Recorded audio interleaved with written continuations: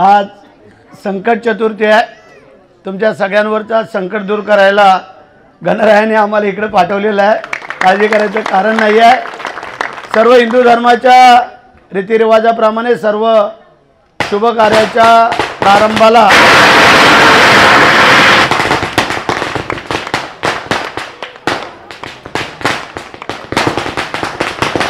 ज्या ईश्वराचं पूजन केलं जातं त्या गणरायाच्या चरणी नतमस्तक होतो। शक्तीचं आणि भक्तीचं प्रतीक राम भक्त हनुमंतरायांच्या चरणी नतमस्तक होतो। आणि आज या पवित्र प्रांगणामध्ये आज हा कार्यक्रम संपन्न होतोय त्या वागेश्वर मातेच्या चरणी नतमस्तक होतो। महाराष्ट्राची कुलस्वामिनी आई तुळजा भवानी मातेला वंदन करतो। राजमाता आणि राष्ट्रमाता म्हणून ज्यांना गौरवलं गेलं त्या जिजाऊ मासाहेब यांच्या पवित्र स्मृतीला वंदन करतोय। रायगडावर खडे पसरले शिवरायांच्या पायी, रायगडावर खडे पसरले शिवरायांच्या पायी, हिरे माणिक मोती हीच खरी दौलत दुसरी आम्हा नाही। या भूमंडळाच्या ठाई आणि धर्मरक्षणापायी स्वामी समर्थांचा भगवा ध्वज ज्याने आपल्या खांद्यावरती घेतला आणि उराची स्वप्न बाळगलं, हे हिंदवी स्वराज्य व्हावं। ते हिंदवी स्वराज्य संस्थापक महाराष्ट्राचे आराध्य दैवत जोपर्यंत या पृथ्वी तळावरती चंद्र आणि सूर्य आहे तोपर्यंत ज्यांचं नाव फुटलं जाऊ शकत नाही, ज्यांनी कीर्ती संपादन केली म्हणून ज्यांना संबोधलं गेलं यशवंत, कीर्तिवंत, धैर्यवंत, शिळवंत आणि नीतिवंत। 32 मनाच्या सोन्याच्या सिंहासनावरती आरूढ होणारा जगातला एकमेव राजा, राजाधिराज राजे शिवछत्रपती महाराज ह्यांना आपल्या सगळ्यांच्या वतीने त्रिवार मानाचा मुजरा करतो।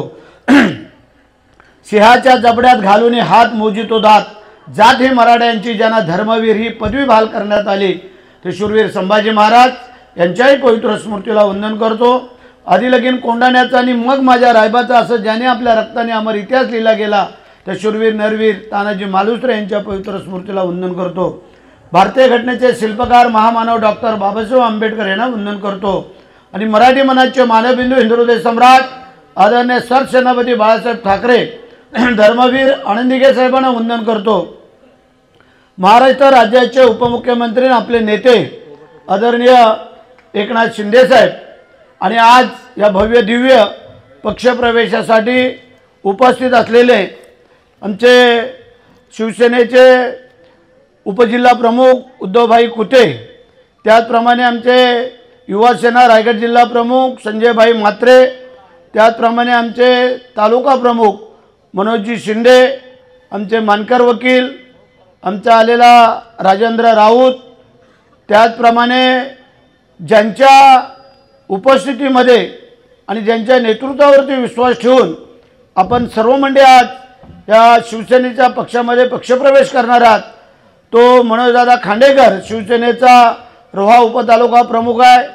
त्याचा व्यावसायिक सहकारी मित्र सुमितदादा काते उद्योजक, आणि मग व्यासपीठावर असणारा आमचा प्रवीण ताडकर असेल, आकाश मडवी असेल, आमच्या वर्षादाई संतोष चितळकर, सर्वच व्यासपीठावर असणारे माझे सर्व शिवसेनेचे युवासेनेचे सर्व पदाधिकारी, आमचे सरपंच, आपल्या उपसरपंच, सदस्य आणि व्यासपीठावरील सर्व मान्यवर, माजी सरपंच आमचा भोसले कलाकार आहे तो, आणि उपस्थित सर्व जनता जनार्दन माझ्या लाडक्या भगिनी आणि आपल्या या पूर्ण ग्रामपंचायतीच्या हद्दीमधील आलेले सर्व कार्यकर्ते मी आपलं मनापासून सहर्ष स्वागत करतो, अभिनंदन करतो। आणि माझ्या पत्रकार मित्रबांधवांनो, मंडळी वेळ झालेला त्याचं कारण मला बरोबर 8-8:30 वाजेपर्यंत महाडला पोहोचायचं आहे। तिथे मोठा असा जेवढा एका अखंड गावाचा प्रवेश आहे, जवळजवळ 300 लोकांचा माझा तिथे प्रवेश आहे। सकाळी आम्ही जिल्हा परिषदेचे माजी सभापती आणि जिल्हा परिषद सदस्य अविनाश कोळंबेकर आणि त्यांच्या सर्व सहकाऱ्यांचा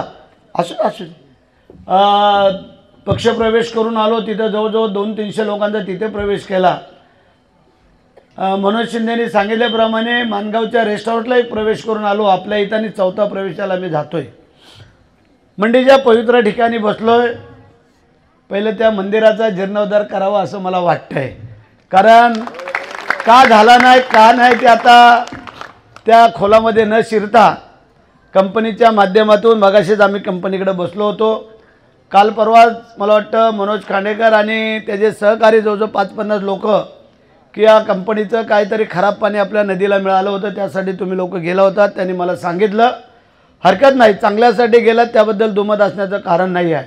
तो वैयक्तिक स्वार्थासाठी नव्हता गेला, गावाच्या विकासासाठी गेला होता.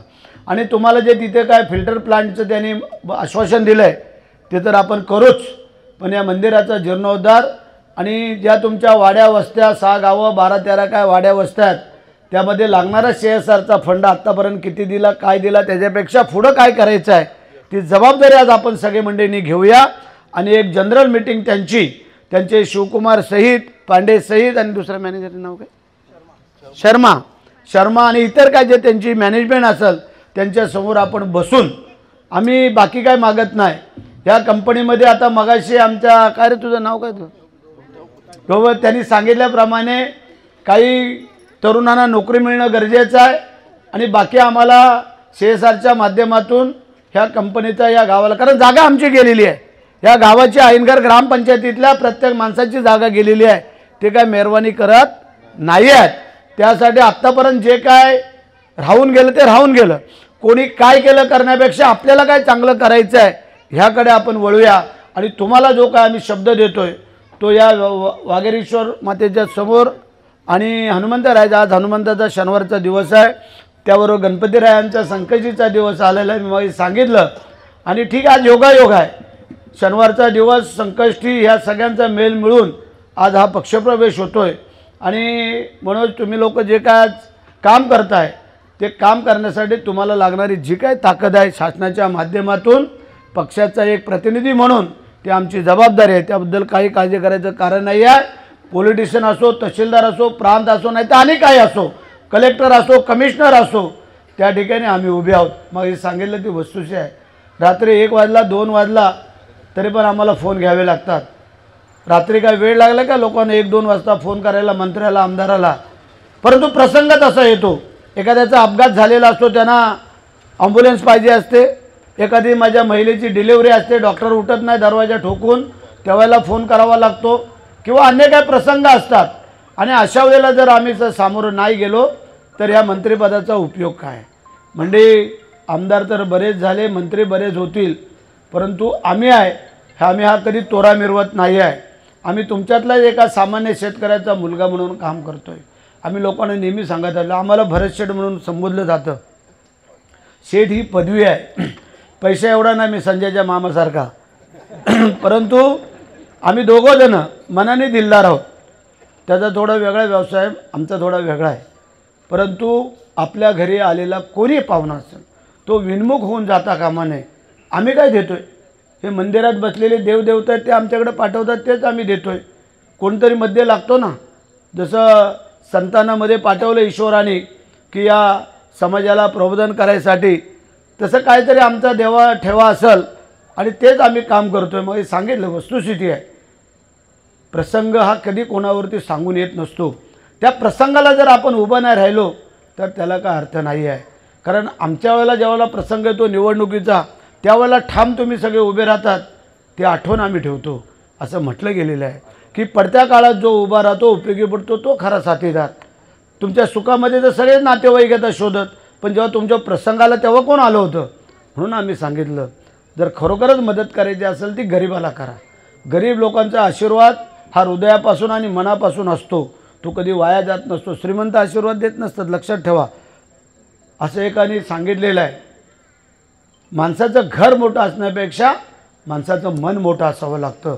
नाही तर घर मोठं आहे आणि मन खोटं आहे, त्याला काही उपयोग नाही. तुम्ही जा श्रीमंतांच्या घरी, लगेच तुम्हाला गाडी, घोडा, बंगला, बेडरूम, बाथरूम, किचन सगळे दाखवत बसतात. निघायच्या ठामाला सांगतात, अरे थांबा चहा ठेवायची राहिली. तुझ्या बायकोला दिसलं नाही, आपला पाहुणा अर्धा तास घर बघतोय तो. तुम्ही गरिबाच्या घरी जा, आमची माय माऊली लगेच बसायला देणार, तांब्याभर पाणी देणार आपल्या संस्कृतीप्रमाणे, आणि लगेच चहा ठेवणार. रात्री उशिरा जर आपण घरी गेलो एखाद्याच्या, तर बोलल आमची माय माऊली एवढा रात्री आलात, जेव्हा झोपा आणि सकाळी जा. सकाळी लवकर गेलो तर ग्रामीण भागामध्ये आपल्या न्याहारी करतात, बोलतात आता न्याहारी करा आणि मग तुमच्या कामाला जा. ही आपुलकी आहे गरिबांच्या घरी. म्हणून भरत शेठ गरिबांचा शेठ आहे, श्रीमंतांचा शेठ नाही आहे. म्हणजे आता जे जे तुम्ही सांगितलेलं आहे निश्चितच, कारण कालांतराने आता 7/24/7 हा रस्ता आम्हाला खुला होणार आहे। पुढच्या वर्षी हा रस्ता आम्ही पूर्ण तुम्हाला खुला करून देतोय, त्यामुळे ह्या रस्त्यानंच जाणं येणं होणार आहे। पण त्याच्या अगोदरच जे जे तुम्हाला आम्ही शब्द देतोय ते पूर्ण करून देण्याची जबाबदारी घेतो। आत्ताच जे आमच्या ढोबळेंना, काय रे तुझं नाव, ढोबळेने आता सांगितलं त्याचे ट्रान्सफॉर्मर उडाला आहे, 4 दिवस झाले। त्या अधिकारी बोलला तर शिंका, काय रे राजू, सिंग साहेब, तो बोला सर आम्हाला काय, मला कळलं नव्हतं, मी आता ते कळवतो। मी बोललो आम्हाला काय माहिती नाही, मला 2 दिवसामध्ये तो ट्रान्सफॉर्मर बसायला पाहिजे, मला फोन करायचा। तर आता अधिकाऱ्यांना आम्ही सांगितलं आहे, आमचं काम जलद असतं। म्हणजे कधी कधी काय होतोय करतोय करू, हे आमच्याकडं महेंद्र शेठ आणि आमच्याकडे नाही, लगेच ऑन द स्पॉट। मग भले काही का असं ना, त्यामध्ये काय जनतेची कामं करायची आहेत, आमचं वैयक्तिक काही काम नसतं, जनतेची कामं करायची आहेत। जनतेकडनं आम्ही निवडून आलेलो आहोत। तुम्ही जर आमच्या पाठीमागे नसाल तर या सेनापतीला काय उपयोग आहे। आणि म्हणून करता आजचा हा जो पक्षप्रवेश आहे, हा येणाऱ्या जिल्हा परिषद पंचायत समितीच्या विजयाची नांदी आहे। म्हणजे आता पहिल्या नगरपालिकेच्या निवडणुका लागल्या, ती आमची धावपळ आहे। आज आम्हाला रात्री पक्षप्रवेश करून मला परत मिटिंगा करायच्या आहेत, कारण काही जबाबदारी आमच्यावरती आहेत। त्यामध्ये आता मंत्री आहे, बाकी आम्ही आमदार लोक आहेत, आमचे पदाधिकारी आहेत। रोह्याची निवडणूक आहे, श्रीवर्धनची, आमचे महाडची आहे, तिकडं अलिबागची आहे, पेनची आहे, तिकडं मुरुडची आहे, इकडं आमच्या ह्याच्याकडं थोरवेंकडं 3 आहेत, खोपोली, कर्जत, माथेरान आणि इकडं उरण। अशा 10 नगरपालिकेच्या निवडणुका येणाऱ्या 2 डिसेंबरला होणार आहेत, त्याची पण आम्हाला काळजी, आणि त्या काळजीमध्येच आम्ही थोडी धावपळ आहे। मी पुन्हा एकदा आपल्या सगळ्यांना आश्वासित करू इच्छितो, आज आम्ही सांगितलं म्हणजे सगळं झालं नाही, त्यात तुमची पण जबाबदारी आहे। मनोज, तुम्हीही सगळ्यांनी पाठपुरावा करणं गरजेचं आहे, कारण तुम्ही पाठपुरावा कराल तेव्हा आमच्यावर, कारण आम्हाला 1000 कामं असतात, सगळ्यांचे फोन असतात सगळ्या। म्हणून जी काय तुमच्या या गावासाठी आणि तुमच्या वाड्या वस्त्यांसाठी ज्या कंपनीच्या माध्यमातून जे करायचे ते करायचं आहे। मगाशी उद्धव कुत्तेंनी सांगितलं, ती वस्तुस्थिती आहे की जे रिलायन्सवाले तुम्हाला जो काय फंड देत आहेत रिलायन्सच्या CSRचा, ह्याच्या अगोदर किती दिला माहिती नाही, पण आता ते का द्यायला तयार झाले। आता जे काय उपोषण करते तिथे तयार झालेले आहेत, जे उपोषण चालू केलेलं आहे तिथल्या स्थानिकांना नोकऱ्या मिळण्यासाठी, जे मागच्या वेळेला वगळले गेले, राहिले गेले किंवा काय, त्याच्यामुळे त्या कंपनीवाल्यांनी ठरवलं की आम्ही गावाचा विकास करू। गावाचा विकास तर करणंच आहे ते, कारण आमच्या जागा गेलेला तो आमचा हक्क आहे, पण आमचे तिथले कामगार पण त्यांनी ज्या ज्या नियमाप्रमाणे त्यांना घेणं गरजेचं आहे, अथवा त्यांना भरपाई करून देणं आहे, हे पण उद्धव तुम्हाला सांगतो। आणि आज तुम्हाला पुन्हा एकदा मनापासून मी शुभेच्छा तर देतो, परंतु आजचा हा पक्षप्रवेश मनोज आणि सुमित, तुम्हाला सगळ्यांना तुमच्या समोर असणारे तुमचे सर्व कार्यकर्ते, पदाधिकारी, ग्रामपंचायतीचे आजी माजी पदाधिकारी, सदस्य, आणि तुम्हाला सगळ्यांनाच मी शुभेच्छा व्यक्त करून माझ्या 2 शब्दाला पूर्णाराम देतो। जय हिंद, जय महाराष्ट्र, वंदे मातरम। यूट्यूबवर सुद्धा रायगड टाइम्स सर्च करा आणि पहा रायगडच्या कानाकोपऱ्यातील प्रत्येक बित्तम बातमी। आणि हो, लगेच सबस्क्राइब बटनवर क्लिक करायला विसरू नका। रायगड टाइम्स, आपलं चॅनल, आपला आवाज।